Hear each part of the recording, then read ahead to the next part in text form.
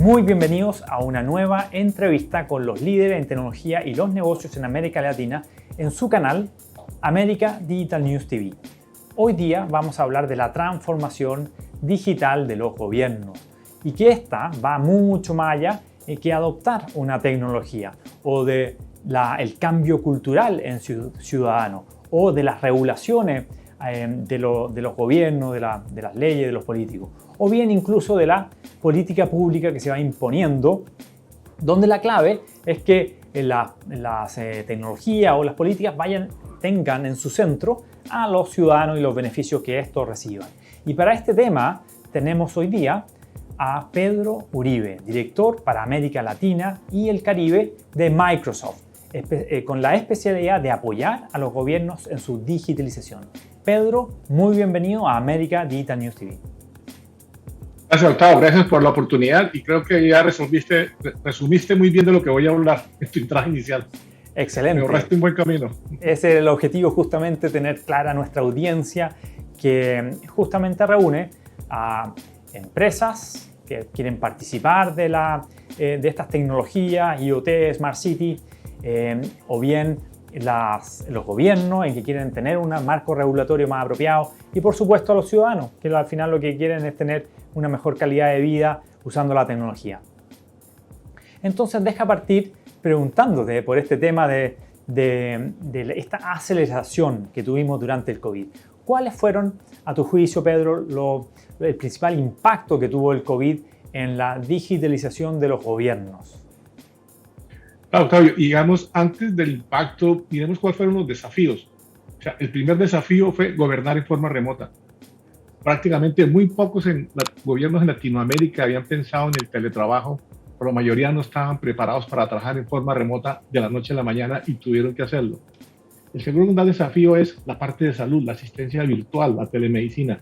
Incluso en algún país de Latinoamérica la telemedicina no era permitida por regulación y tuvimos que irnos a tratar. El otro gran reto fue los trabajadores que iban a atender la emergencia, los trabajadores de primera línea, cómo coordinarlos, cómo mantenerlos informados, cómo organizar su parte de trabajo, cómo asegurarse que realmente estaban protegidos para hacerlo. Y el otro gran cambio de educación. De la noche a la mañana, todos los docentes y los niños se fueron a remoto y en muchos países nuestros no estábamos listos para eso, no había ni los elementos ni la conectividad para hacerlo. Y obviamente, cómo apoyamos los ciudadanos y cómo también la justicia se fue virtual. Esos desafíos, de alguna manera, tuvieron un cambio radical en lo que fue el gobierno. ¿Cuál fue el impacto? Primero, lo que nos dimos cuenta es que la adopción de tecnología por sí sola, como ya lo dijiste al inicio, no era una transformación. Algunos gobiernos tenían la tecnología, pero las regulaciones y los procedimientos obligaban a un sello físico, obligaban a un papel, y no estábamos listos. Entonces, la adopción de tecnología por sí sola no garantizó esa resiliencia que tenían los gobiernos. El otro gran elemento es cómo trabajamos realmente en forma híbrida, en forma remota. Tuve una conversación con la ministra de Transporte de Colombia que me decía que antes del COVID, cuando trataba de trabajar en forma remota y que los equipos trabajaran colaborativo, decían que se demorarían 2-3 años haciéndolo. En 5 semanas después del COVID, todo se implementó. Y algo que también vimos, cómo empezamos a trabajar nuevos servicios, nuevas oportunidades y cómo los datos se volvieron relevantes. O sea, el dato tomó una relevancia para poder saber dónde estaba la población, dónde estaban las pequeñas empresas, quién íbamos a dar beneficios, a dónde le íbamos a dar beneficios, y rápidamente el gobierno tuvo que reaccionar y tomar y diseñar nuevos servicios para atender a los ciudadanos. Y otro también es cómo usamos esos datos para apoyar la crisis, hoy en día incluso después del COVID para las vacunas. Entonces creo que la transformación digital realmente lo que mostró, o el COVID, aceleró esta transformación integral del gobierno, no solamente adaptar tecnología, sino adaptar los procesos, los procedimientos y los trámites que tenían, porque realmente no estábamos preparados para hacerlo. Interesante respuesta, porque conocemos el impacto y los retos y los desafíos que tienen los desastres naturales. En Miami, por ejemplo, es conocido, en fin, en México, en todos los lugares, especialmente de costa, o los terremotos, en fin. Sin embargo, una crisis como esta a nivel mundial, donde afecta a todos los gobiernos y tienen que tener un plan, esto no estaba planificado. Y por lo tanto, los retos y estos impactos tuvieron expectativas de los ciudadanos de cómo relacionarse con los gobiernos, y esas expectativas cambiaron. Entonces, ¿qué se puede esperar de un gobierno ahora que sea diferente? Claro, y lo que puede esperar, ¿qué pasó? O sea, como ciudadanos, también empezamos a interactuar en forma remota con los gobiernos, lo que antes se parecía imposible. Antes teníamos que hacer colas, hacer trámites, volvernos casi mensajeros del gobierno, donde una agencia me pedía un documento que ya a la otra agencia. Cuando se vino remoto, empezamos a trabajar, cambiamos el diálogo con el gobierno. Y hoy en día prácticamente el mundo está en la palma de las manos. ¿Sí? Hoy en día quiero manejar el mundo en la palma de la mano y el gobierno debe estar acá, en la palma de mi mano. O sea, debo transaccionar del gobierno como ciudadano, que espero que siga continuando. Trabajar con el gobierno, interactuar 24 horas, 7 días a la semana, no importa en qué lugar, no importa en qué destino y en qué dispositivo esté. Esa es la gran expectativa del ciudadano. Yo no espero volver a hacer filas, yo no espero volver a trámites que impliquen documentos o papeles o firmas o sellos electrónicos o huellas digitales físicas. O sea, esa es la expectativa del ciudadano y realmente lo que también llevó a los gobiernos en el COVID es a centrarse más en el ciudadano, cómo darle un mejor servicio más eficiente, porque en la medida que el gobierno me ahorre tiempo a mí en trámites, soy mucho más productivo para la economía del país. Y esa es la expectativa de los ciudadanos hoy en día, interactuar, como yo interactúo con el sector privado 24/7, cualquier dispositivo, en cualquier momento y en cualquier lugar. Ahora, lo que es clave para lograr ese soporte a los usuarios, a los ciudadanos, es que haya una integración de datos por parte del gobierno que le permita entregar rápidamente la información. Si estás pidiendo los mismos datos una y otra vez en cada uno de los departamentos de uno consulta esa información. ¿Cuáles son las tendencias que tú ves, Pedro, que está impulsando la transformación digital de los gobiernos? Lo primero es que el gobierno tiene que estar preparado para la incertidumbre. O sea, esta vez fue el COVID, la siguiente emergencia puede ser climática, puede que venga una nueva emergencia y la incertidumbre es la nueva normalidad si queremos saberlo. Y también lo que se vio durante el COVID es que aquellos gobiernos que realmente habían adaptado tecnología, que habían cambiado, fueron los más resilientes. Entonces, ese enfoque flexible, híbrido, preparado para ante cualquier emergencia, que sea el manejo de la incertidumbre es la primera gran tendencia. El segundo es rediseñar los servicios, como bien lo dijiste. O sea, ya no tenemos que pensar no tenemos por qué automatizar los procesos que son totalmente improductivos. O sea, tenemos que pensar en cómo el ciudadano le pide la información una sola vez y no más. Que el ciudadano interactúe con el gobierno en un solo portal, no importa qué trámite vaya a hacer, desde sacar un trámite, una licencia de conducción, hasta un pasaporte y pagar impuestos, tiene que ser el mismo sitio. No tengo por qué conocer la complejidad del gobierno detrás. Entonces, ese diseño de la prestación de servicios es nuevo. ¿Cómo repienso y cómo no automatizo la burocracia? Es lo que puede pasar. Segundo, eso no se puede dar si yo no modernizo la tecnología del gobierno. Yo no le puedo pedir a un funcionario público que dé el mejor servicio a un ciudadano si no tiene realmente las herramientas que hay. Y algo importante que también vino con los gobiernos que tomó relevancia son los planes de ciberseguridad. Vimos cómo realmente aumentaron todos los ataques, la gente empezó a tener más problemas con phishing, con ransomware.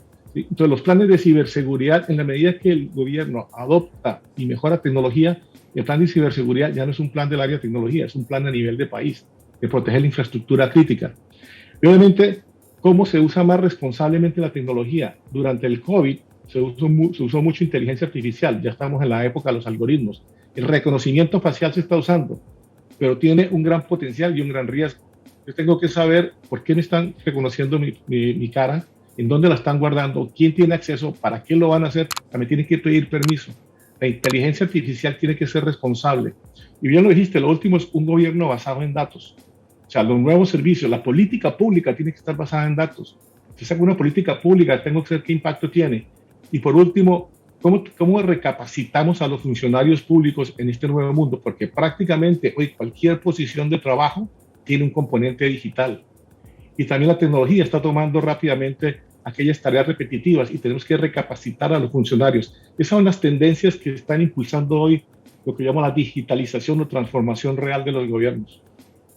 Qué importante lo que mencionas, Pedro, en que así como el agua es esencial, el aire o no tener contaminación también es esencial. Bueno, de la misma forma la ciberseguridad y la misión de los gobiernos de democratizar la ciberseguridad para asegurar que toda esta cadena, esta digitalización de verdad funcione y no quedar a merced de los hackers, en fin, es clave. Cuéntanos ahora, en este nuevo enfoque que está tomando esta transformación digital, ¿Qué avances está observando tú? ¿Qué avances tecnológicos son los que están impulsando las innovaciones que necesitamos para resolver los problemas modernos de la digitalización? Obviamente hay varias tecnologías, pero yo diría que hubo 3 tecnologías que ayudaron a que el mundo siguiera rodando. La primera es la computación en la nube. Realmente el mundo siguió funcionando gracias a la computación en la nube. ¿Qué vimos en Latinoamérica? Obviamente hay centros de datos que están en todos los países. Hubo gobiernos que tenían centros de datos, pero cuando se fueron a trabajar remoto y aumentaron la demanda, los centros de datos no dieron abasto y tuvieron que irse hacia la nube creando un concepto híbrido, que es el modelo que es lo que se va a dar, es una nube híbrida. Tenemos centros locales y la nube híbrida.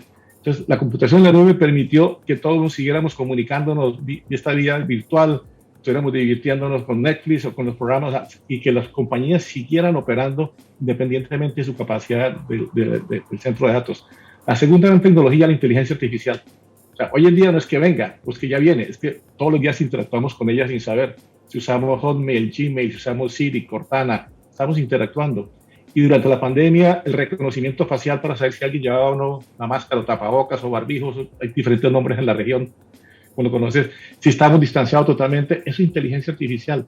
Y también con inteligencia artificial, por ejemplo, una empresa en Colombia pudo determinar diagnóstico del COVID basado en los rayos X del pulmón.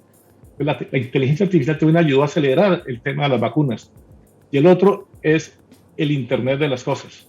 O sea, todos los dispositivos hoy día para permitir el contactless, para permitir que hubieran dispositivos para reconocimiento facial, fueron 3 tecnologías que unidas realmente ayudaron, y eso es lo que está transformando el gobierno, hacia dónde va. Y por eso dijiste al principio, Octavio, es muy cierto, la nueva transformación se tiene que centrar en las nuevas expectativas de los ciudadanos. Si yo como gobierno empiezo a adoptar esta tecnología, es cómo me la adopto para conectarme mejor con el ciudadano, cómo lo hago partícipe del gobierno, cómo le mejoro su productividad, cómo me vuelvo más predictivo. Si el gobierno sabe quién es Pedro Uribe, cuándo se me vence mi licencia de conducción, cuándo pago impuestos, ¿por qué no me lo dice un mes antes? ¿Sí? ¿Y por qué no me facilita la vida? Esa conexión. La segunda, eso no se puede dar si el gobierno no moderniza el lugar de trabajo, si no moderniza la tecnología, si no trabaja en un ambiente híbrido. Y la otra es cómo genero nuevos y mejores servicios basados en los datos y cómo genero confianza. Si no hay confianza, cualquier tecnología no va a funcionar. Y esa confianza hay que mitigar los riesgos con uso más responsable y con un plan fuerte de ciberseguridad. Un buen desafío el tema de la confianza, la privacidad de los datos, el manejo de la información, la transparencia. Son grandes temas y para eso, todo eso necesitamos liderazgo en los gobiernos, tanto en los gobiernos centrales, en los gobiernos regionales, en los gobiernos locales, en fin. Entonces, a tu juicio, esas 3 tecnologías que no son independientes, sino que se integran, trabajan en conjunto, estas nuevas tendencias de tecnología, ¿cuál es el enfoque, la transformación digital que deben seguir los gobiernos en sus distintos niveles? Claro, y bien lo dijiste, esto aplica a todos los gobiernos, centrales, regionales y locales. Lo que estoy hablando realmente es independientemente de qué tipo de gobierno es. Nosotros manejamos un modelo de maduración de la transformación digital, que por dónde empieza, no empieza por tecnología, empieza por unos habilitadores. El primer habilitador es gente y cultura. Tengo la gente preparada, tengo la cultura preparada, tengo la gente capacitada, tengo que reentrenarla. El segundo es la gobernanza y las reglas. Realmente tengo las regulaciones y la política pública que me va a permitir esa transformación. Y el tercero sí entra la tecnología, que me apoya a eso. La política pública puede acelerar o atrasar el desarrollo tecnológico de un país. Y normalmente, desafortunadamente, siempre viene atrás la regulación y la política pública con respecto a la tecnología. Y lo otro modelo es, vamos a centrarnos en el resultado. ¿Qué resultado tenemos? Yo puedo arrancar desde un modelo análogo hasta un gobierno totalmente inteligente, donde los análogos, y no es que un gobierno sea puro, vamos a encontrar diferentes agencias que están análogo, está en un gobierno transaccional, está en un gobierno centrado al ciudadano o un gobierno inteligente. El último estado, ¿cuál es? Básicamente, que yo como ciudadano tengo una entidad digital, tengo una sola entrada con el gobierno utiliza los datos para ser mucho más proactivo, como yo estoy interactuando, me generan nuevos servicios, utiliza la inteligencia artificial realmente para ser mucho más proactivo en toda la integración, digitaliza todo lo que es y hay un gran liderazgo, como lo dijiste, hay un liderazgo total, no solamente la parte del gobierno central, también tenemos que capacitar a nuestros legisladores de la mano con tecnología. Luego hay un gobierno centrado en el ciudadano, donde ya hay más servicios, más digitalización, pedimos los datos una sola vez y se va moviendo, digamos, en la escala. Un estudio interesante que hizo el Banco Interamericano de Desarrollo, que sigue siendo válido en 2018, se llamó El trámite eterno, ¿sí?, en Latinoamérica. Y empezó a mirar cuáles de las transacciones de los gobiernos estaban digitalizadas y cuáles se terminaban en línea. El país en ese momento que tenía más transacciones digitalizadas era Uruguay, pero solamente como el 40 o el 50 terminaban en línea. O sea, realmente estamos ahí. Hoy en día debemos movernos que yo empiezo la transacción en línea y la termino en línea. Ese para mí es el estado de un gobierno inteligente se va. Y van a ver por diferentes modelos, pero siempre tengan en cuenta que la transformación que tienen los habilitadores, las personas, la cultura, la regulación, la política pública, la tecnología y cuál es el resultado basado en las nuevas expectativas del ciudadano. Entonces, si entiendo bien, Pedro, tenemos un gobierno regional o en distintos niveles que tienen distintos niveles de maduración de su digitalización, que van de los elementos más básicos, presenciales, análogos, en fin, y el destino, el objetivo es poder digitalizarlo. Entonces hay que crear una ruta de trabajo, hay que crear un plan de transformación digital. Entonces, ¿cómo un gobierno puede, según el estado de avance que lleve, como tú decías, de maduración que lleve, puede tener este plan, esta ruta, y primero entender dónde se encuentra, cuál es su ruta y cómo se puede mover al siguiente nivel que tenga beneficios para los usuarios, por supuesto? Y ya lo dijiste, Octavio, o sea, hay que saber dónde estamos hoy. Y tampoco se pretende que el gobierno cambie todo al mismo tiempo. Va a haber una parte escalonada por agencias. Algunas agencias del Estado van a estar más adelantadas que otras. Algunas posiblemente están empezando. Lo que sí debe tener en cuenta es, primero, dónde estamos hoy, en los elementos habilitadores y en la tecnología. También tener en cuenta cómo simplifico los trámites, qué trámites realmente debo empezar a simplificar. O sea, no quiero automatizar la burocracia, por un lado. Y lo otro, tener en cuenta cómo interactúo con el ciudadano de una manera mucho más centrada en él. Hay pasos importantes que es fundamentales para... Primero, la identidad digital es fundamental. O sea, si una identidad digital del ciudadano, donde yo la tenga, yo la administre, es complicado seguir avanzando en esa escala de maduración. Porque esa identidad digital, con unas credenciales verificables, que ahí entra a jugar otra tecnología clave que se llama blockchain, ¿sí?, me permite, por ejemplo, que no me tengan que pedir el título universitario, ir a sacar el grado, mostrarle esto, sino que si lo tengo como una parte certificable, verificable el certificado, cualquiera lo puede ver y con blockchain y mi identidad le da garantía de que realmente ese es. Pues esos modelos de tecnología con identidad va por un lado. El segundo es el uso de los datos en inteligencia artificial. Yo tengo que empezar a utilizar los datos. Seguramente los datos están regados en el gobierno, desde bases de datos, en bases locales, en algunos en Excel, pero hoy la tecnología permite empezar a integrarlos, a crear una base de datos centralizada, saber cómo manejar la nube híbrida, qué datos deberían estar localmente en el país, cuáles pueden estar en la nube para trabajar, y con esos datos empezar a ver cómo automatizo los siguientes servicios y habilidades de las personas.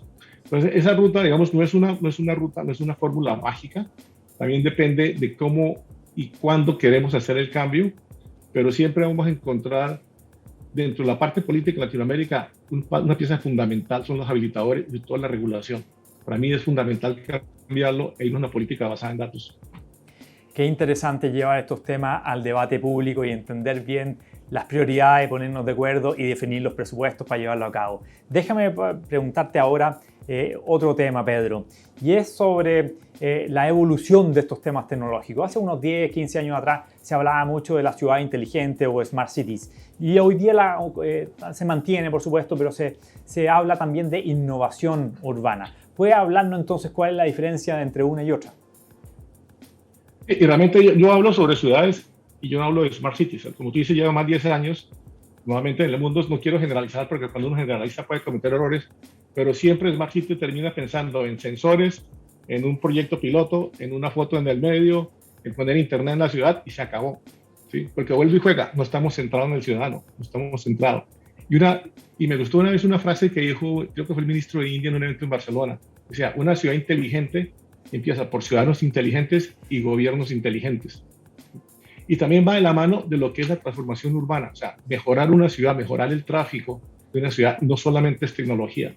Hay que replantear la ciudad, hay que replantear el uso del automóvil, hay que replantear el consumo de energía si queremos ser más limpios. Las ciudades generan 75% de la huella de carbono. Entonces, hablar de Smart Cities, la gente siempre se va a los drones volando, los sensores, las cámaras, ¿sí?, las luces LED, pero ¿cuál es el impacto real en la vida del ciudadano? ¿Cuál es el impacto real en las personas que trabajan, en las personas que van a la ciudad a dormir o a divertirse. O sea, las ciudades también compiten por recursos, por talento humano, o porque lo generan o porque lo atraen. Si yo me quiero traer a mi ciudad un PhD en biotecnología, ¿qué va a preguntar? Lo primero, ¿cómo es la seguridad de la ciudad? ¿Cómo está el tema de salud? ¿Dónde pueden estudiar mis hijos? ¿Cómo está la educación?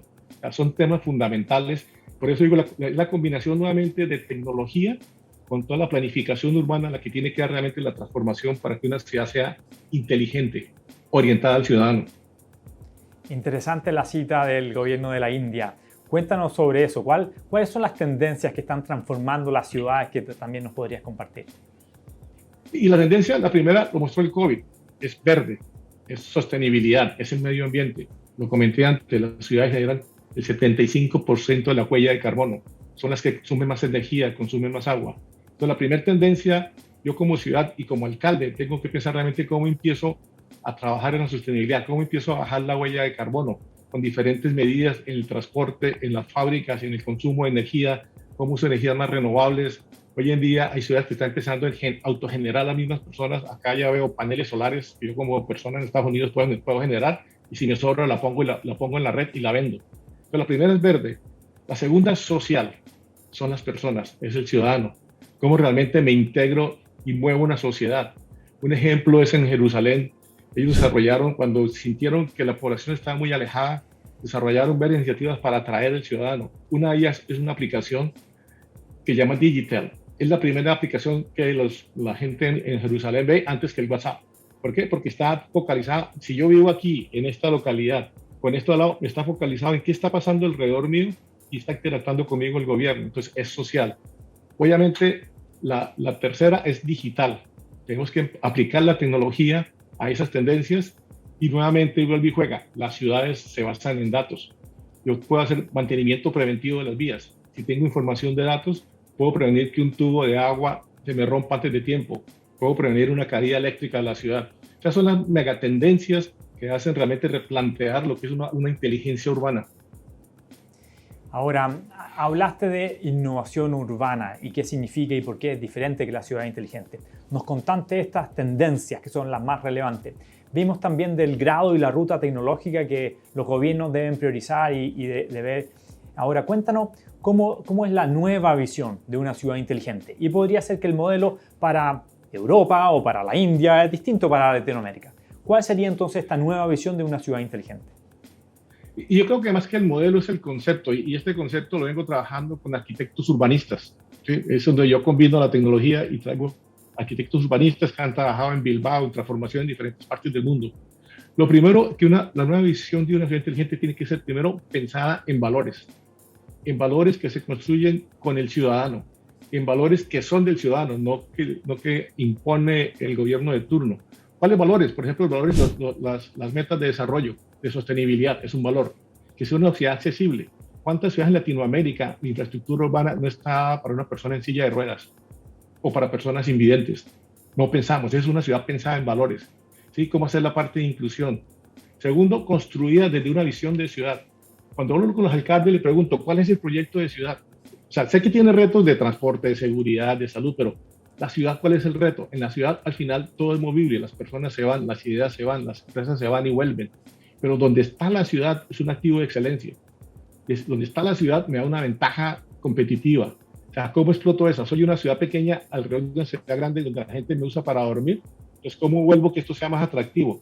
Pues soy una ciudad que está muy pegada a la parte de agro, y cómo la vuelvo una agrópolis, cómo combino la parte urbana con la parte agrícola y me especializo, tal como hicimos en Montería, en Proyecto en Colombia, en la parte ganadera, y que las universidades se voltean a ese tema. Pues soy una ciudad industrial donde hay muchas empresas. Entonces cada ciudad va a tener una visión, un proyecto de ciudad, un espíritu y un alma, como digo yo. Y ese proyecto es el que tiene que trascender a todos los gobiernos, hacia dónde va la ciudad. Y todo el mundo quiere hacer turismo. Digo, no todas las ciudades están dadas para hacer turismo. Si tu posición geográfica lo tiene, explótalo. Pero si es una ciudad pequeña, alrededor de una grande, esa no es tu posición. Entonces, una visión. Y luego, cuando tengo los valores y tengo la visión de ciudad, incorporo tecnología.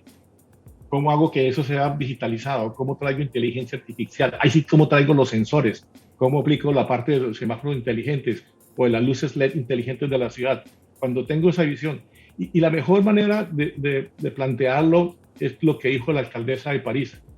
dijo, yo quiero tener una ciudad de 15 minutos. ¿Eso qué es? Que en 15 minutos un ciudadano en bicicleta o a pie puede hacer más del 85% de sus necesidades como ciudadano. Imagínense la transformación digital y urbana que eso implica, la reestructuración de las calles, del tráfico, los servicios que tienen que descentralizarse para que en 15 minutos yo encuentre lo que necesito.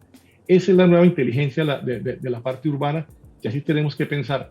Y no solamente, por ejemplo, yo decía a los alcaldes, el problema del tráfico no se resuelve con tecnología si no tenemos nuevas vías y tenemos más autos entrando. De pronto la mejor manera de movilidad es que la gente no se mueva, el teletrabajo. ¿Sí? Sí, entonces esa es la nueva visión de ciudad inteligente, es repensada completamente, no solamente en tecnología, sino en la visión, los valores y en dónde la incorporo. Qué interesante lo que nos comenta, así como esos ejemplos, porque tienen en el centro al ser humano y qué tipo de calidad de ser humano queremos desarrollar y cómo ellos pueden convivir y tener mayores beneficios y calidad de vida en torno a las personas. Y luego las tecnologías no son solo habilitantes que nos permitan lograr este proceso en forma eficiente. Muy bonita la visión de el mayor de París de tener una ciudad en 15 minutos, gracias por compartirlo, así como el caso de la India. Y me parece muy completa todo lo que nos has presentado. Va a ser interesante ver quién en Latinoamérica desarrolla el liderazgo en lograr imprimir esa visión para su ciudad en términos de las personas y luego ir habilitándola entonces con las tecnologías. Y sin duda que Microsoft va a ser un actor relevante en ese proceso. ¿Cómo podemos saber más para terminar, Pedro? Si queremos estar al día en estos temas, ¿hay algún recurso que tenga Microsoft disponible que podamos leer, revisar o mantenernos al día?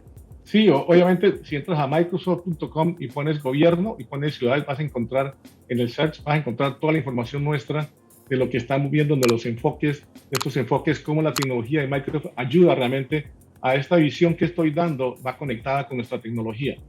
Porque al final, si miramos incluso la misma misión nuestra de Microsoft, por ningún lado menciona tecnología.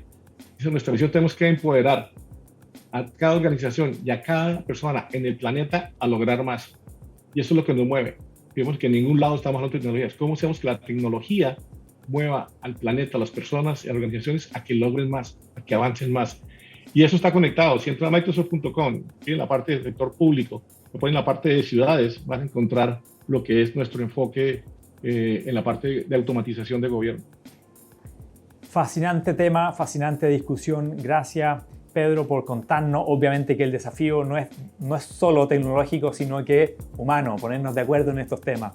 Así entonces terminamos esta entrevista con este líder en tecnología y en negocio en América Latina. Estuvimos con Pedro Uribe, director para América Latina y el Caribe en apoyo a digitalización de gobiernos de la empresa Microsoft. Muchas gracias, Pedro. Gracias, muy amable por la oportunidad. Buena discusión.